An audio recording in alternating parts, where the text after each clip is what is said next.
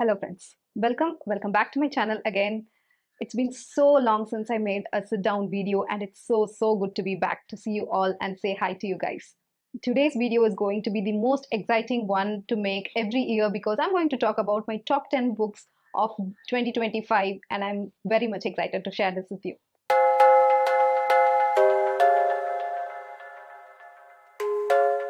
Last year in 2025, I read not almost, exactly 75 books, and it made me really very proud because I've never done that before. I am a slow reader. I consider myself as a slow reader, but my friends do keep on say that I keep on reading books like I breathe air. But I have seen people reading a lot more books than I do. So for me, reaching a 75 goal was like insane and surreal. And out of that 75, I had narrowed it down to 10 books that I want to tell you about, that I want to recommend you, and I want you to read it just for me. But before that, I have an honorable mention of 5 books. All of them are middle grade. Last year, I read so much of incredible middle grade books that I could not add this in the top 10 list because they deserve a separate place. So I have a top 5 middle grade books that I read last year. We'll see that quickly and then we'll move on to the top 10 books of 2025. At number 5, I have Silverborn by Jessica Townsend, and this is book number 4 in the Nevermore series. I have waited for this book for almost 2 years, and it was finally out, and it gave me everything I was waiting for. And this is such a wonderful series. If you have never heard about this series before, you should really check this out because this is a kind of a Harry Potterish world where the girl Morrigan Crow is destined to die in her 11th birthday, and she is swept off her feet by a man called Jupiter North, and he saves her from that curse and then gives her a second life in a place called Nevermore, and she has to enter into a lot of trials to get into that society and all that. And we get a lot of interesting characters in them. It feels like home. This book really feels like home for me, so I enjoyed this a lot. I gave it 5 out of 5 stars, and this is kind of different from the rest of the 3 books. It was a murder mystery turned fantasy middle grade book. If that is the kind of vibe that you're looking for, you will definitely enjoy this. And I, for one, enjoyed this so much. The next middle grade book is a contemporary one, and I usually read magical fantasy middle grade books. That is my jam. But this year I explored reading The Caterpillar Summer by Gillian McDunn, and this was the best decision I ever took because this explored family dramas like no other adult book that I've ever read. This was so sweet, so good, so heartwarming, and this was literally making me smile at the end of this book. And it talks about a lot of harsh and hard topics for kids, but still it is unfortunate that a lot of kids have to go through that, and how they recover from that, how family heals them is what this book is about. It's about 2 kids, Caterpillar and her brother Chicken, and they go on a vacation with their grandparents whose dynamics with their parents is not that good, so they are healing that. They have lost one parent, and it's lots and lots of summery vacation ish vibe, and it was so good. I just loved, and I could kill to have this kind of vacation during my childhood. It was so good. Again, 5 out of 5 stars, and absolutely loved it. The next book is an author whom I explored in 2025, and that is Lois Lowry. And this book is Number the Stars. This is about the Second World War, and a kid has a friend, Jewish friend, and she has to save the Jewish friend from the German army. That is the story about. The entire manhunt, Jewish manhunt scene from a kid's perspective was best explored in this book. They don't understand why they killed them. All she cares is that her friend is going to get killed and their friend's family is in trouble. She does everything in her scope to save her friends. That is this book is about. So the premise itself drew me in, and the book delivered what it promised. So I'm so happy that I read it and highly recommend you to check this out and check this author. She's brilliant. At number 2, we have The Incorrigible Children of Aston Place, The Mysterious Howling by Mary Rosewood. This gave me everything I needed during the time I read this. It was cozy, it was autumn, it was childish, it was warm, it was everything that I could expect from a book at the time when I read it. It is kind of a Jane Eyre book, and the girl Penelope Lumley, she goes to a mansion as a governess to not treat, to teach 3 children who are being raised by wolves, and that they are found in the forest and they have been retrieved back. Now she has to teach them the obedience, manners, the way of the society, everything. And it's a Himalayan task, and she does it really beautifully. It has also a tinge of mystery to it, and it is a part of a series. It's the first book in the series. I haven't explored the other books yet, but it's in my cards. So this is, every time I see this book, it brings me happiness, it brings me wholesomeness. So I just couldn't stop myself from recommending this and keeping it in the top 5 books of the middle grade books. The number 1 book of the middle grade series is Pony by RJ Palacio.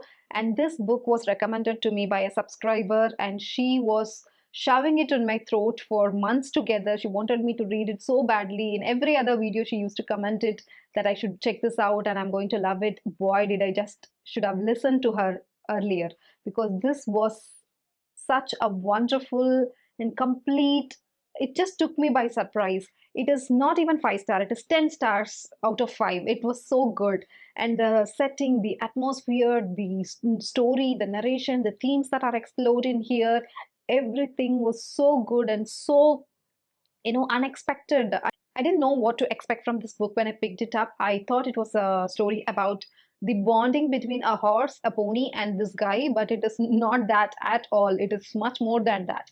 One day, this guy thinks that his father is in trouble and he's abandoned him. A group of misfit people come and take away his father, so he has to rescue them. And this boy sees ghosts, and I don't want to spoil anything. This is really good, and I know that for a fact that I'm going to be recommending this book left and right in my channel every time I talk about middle grade books. It is so good, so wholesome. You should read it. If you're picking up any book from this entire recommendation of top 15 books of my 2025 read, please do check this book out. It is really, really, really worth your time. And thank you. I don't know her exact name. Her handle name is Roja Achar. So thank you, Roja, for this recommendation, this book.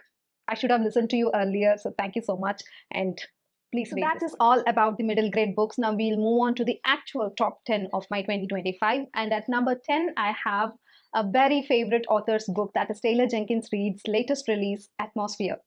Atmosphere was a 5 star read for me. So is all the books in this list, I guess. It was so good that I read it as an audiobook, and I loved it so much. It is about a girl who's just entering into the space program in NASA in 1950s. That is the first time NASA is recruiting women in their explorations. So it is about her struggle as a woman into that world, and also about her queer love story, and also about her niece who's having a neglectful parent who's her sister. So these 3 aspects were all so well woven into a story. It gave me everything that I expect in a Taylor Jenkins Reid. Beautiful, prosy, lyrical writing, and fast-pacedness, sharp dialogues, and politically correct statements. Everything was so good, and the way she narrated, the way the story takes place, the way things are described about NASA and their space programs, it was all so good. I am a huge space girly. I love astronomy, so I love this book just as much I love astronomy. The next book is a book that I am so proud that I finally completed and read it. And thanks to my friend Rose, who have made it possible for me to read it, because we read it as a buddy read. And that book is The Priory of Orange Tree by Samantha Shannon. And look at this big boy. It's over 900 pages, and I read it along with my friend, like I said.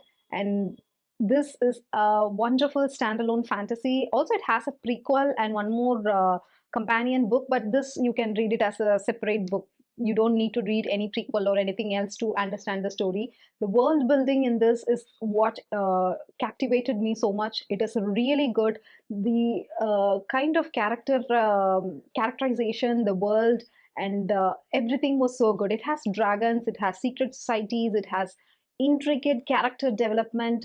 Everything was so well done in a fantasy book. If you are looking for a standalone fantasy to get lost in, you should check this out. It is about Eid, and she wants to protect her kingdom from evils that are coming. There are monsters in it who's trying to destroy this kingdom, and she also is part of a secret society, and she's true to that too. And a lot of twists and turns, and when you finally come to the end of this book, you'll feel like, oh, this is such a short book. I need more of this. That is how you will feel even after reading this 900 pages. So please do check this one out. Don't be intimidated by its size. Speaking of books that I am really proud that I read, I have to tell you that I'm super proud that I have read this Jane Eyre by Charlotte Brontë. This has been in my radar for quite a long time, and finally, when this version I got it from an old bookstore and it spoke to me, I started immediately after buying it, and this was an insane ride. After reading this book, I have joined this club where people say that classic books are more cool than the contemporary one. I totally agree. This was really good. It, I have to spend a lot of time with the characters and the setting in order to love them, to be obsessed with them, which is missing in the contemporary books. It's always fast paced and it's just keep on jumping to things that are happening. But this is like a slow, wintry, very gothic, mysterious kind of a book, which takes more than over 500 pages, I guess. And the story is told in a slow pace, but nonetheless, it is eerie and it's captivating, and it is, it got me on hold, and I loved every bit of it. Although I hate Mr. Rochester to the core of my heart, but I love Jane Eyre and her goodness of the heart, and it is all such a good thing. I also watched that film Jane Eyre where the Magneto was Mr. Rochester, which I hated the most, but still, I loved the movie. It has done good justice to it.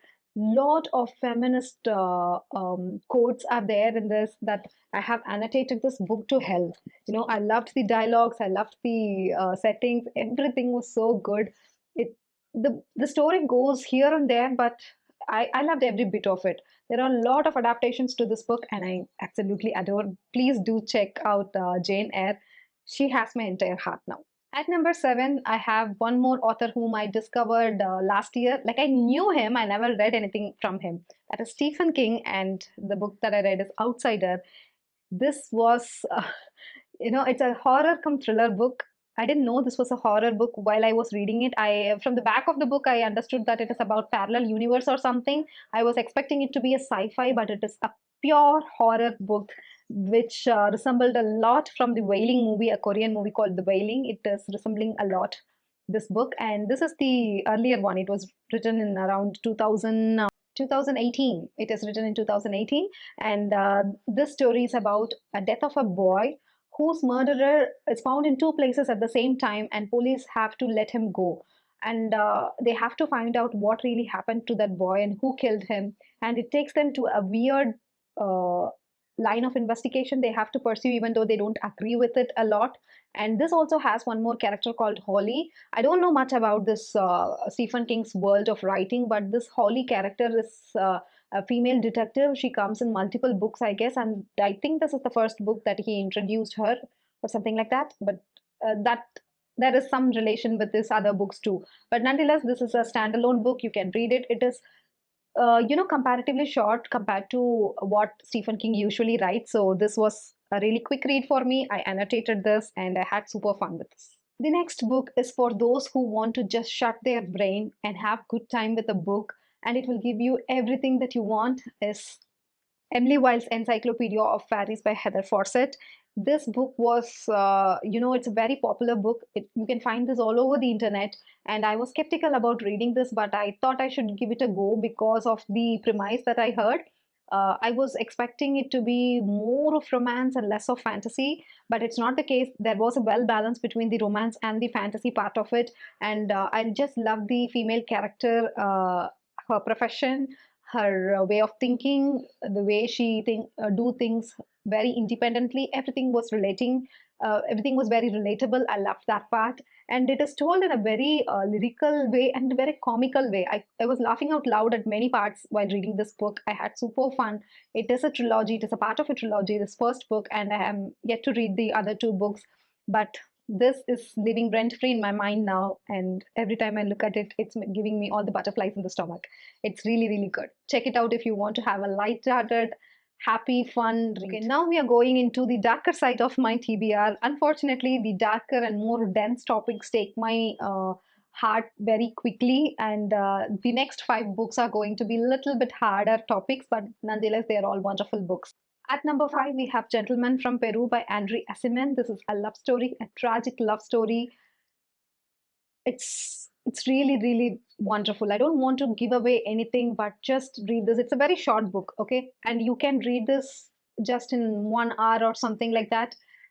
I have never read anything else from this author. I just picked it up in a whim. I just thought this book was beautiful, and over a weekend, I started reading, and it was taking turns where I least expected, and it took me through a wild journey. And when this book ended, I was feeling very heavy hearted, and I was so grateful that I came across this book because it was so good. It was so lovable, and everything was so good about this book. Number 4, I have read a lot of classics this year, lot of short classics this year, and and everything was really very good. But this one is like at the top tier of that, and that is The Stranger by Albert Camus. And this was like a miniature version of Crime and Punishment by Fyodor Dostoevsky, because in this also the lead character kills a person and he feels no remorse, and does this as a matter of fact, like, so what, I killed a person, and what is the repercussions of his emotions after that is what this book is about.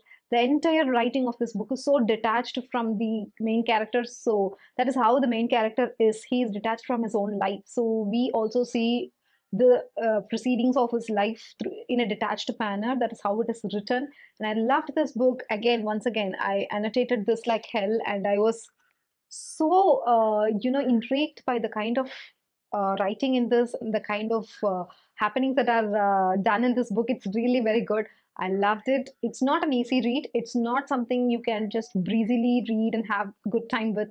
You have to be very intentful and specific about your choice when you come to this book, but it is a wonderful choice, and I'm so glad that I read it in my lifetime. Okay, I promise that I won't recommend any more devastating books, but let this be the last one, and that is The Virgin Suicides by Jeffery Eugenides. And my God, like the title says, 5 virgins, they die.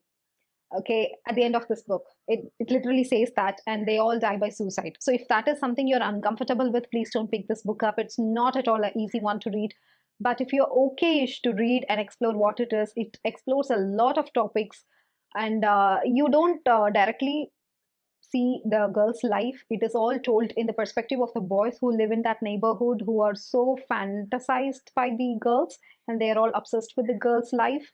And these girls are very unique, and you'll never know why they committed suicide at the end of this book. You will have to speculate from the earlier happenings of this book.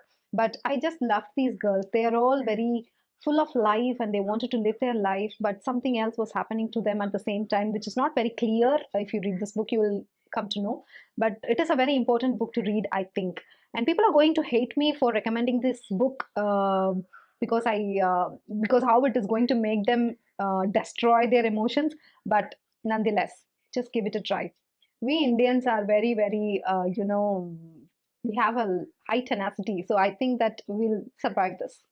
At number 2, we have my most favorite author of all time, the queen of murder mysteries, that is Agatha Christie, and the book is The Murder of Roger Ackroyd.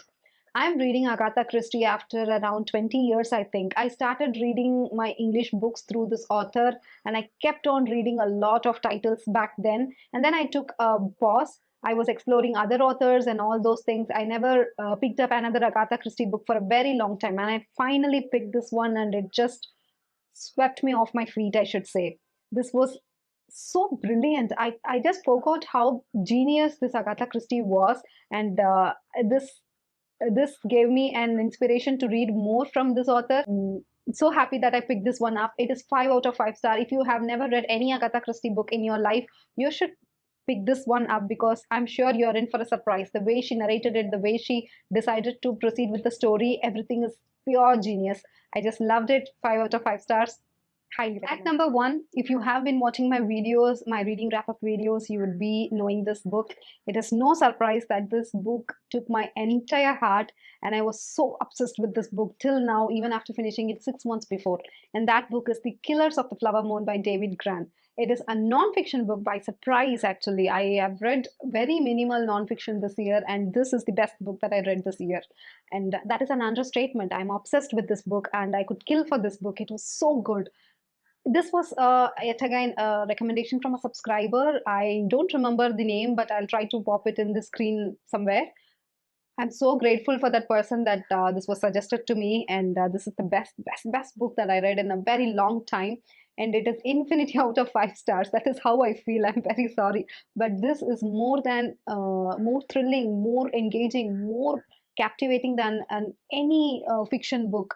It is kind of told in a fictitious way, but it is based on a true story of a tribe called Osage in the American land. And those tribes have been found to have oil in their land, and people are trying to kill them. And who's killing them? What happened to them? And the FBI was literally born to investigate these murders. That is how the FBI was born. It literally says here oil, money, murder, and the birth of FBI. It is, I don't know, it's just everything. I even watched the Martin Scorsese's movie after this. That did not do enough justice to this book. That is how I felt. This book is everything. Please do read this book. Watch the movie later. Please do read this book. It is, I'm running out of words to describe how wonderful this book is, how wonderful it made me feel. So I hope you understand that this is an understatement when I say this book is really good book. So please do check this out. And this is my number one book of 2025.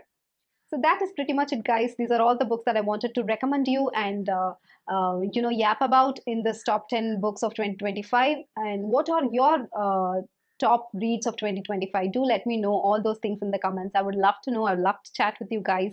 So until I see you again in a very next video with the bookish content, this is Sushmita. Keep reading. Bye bye.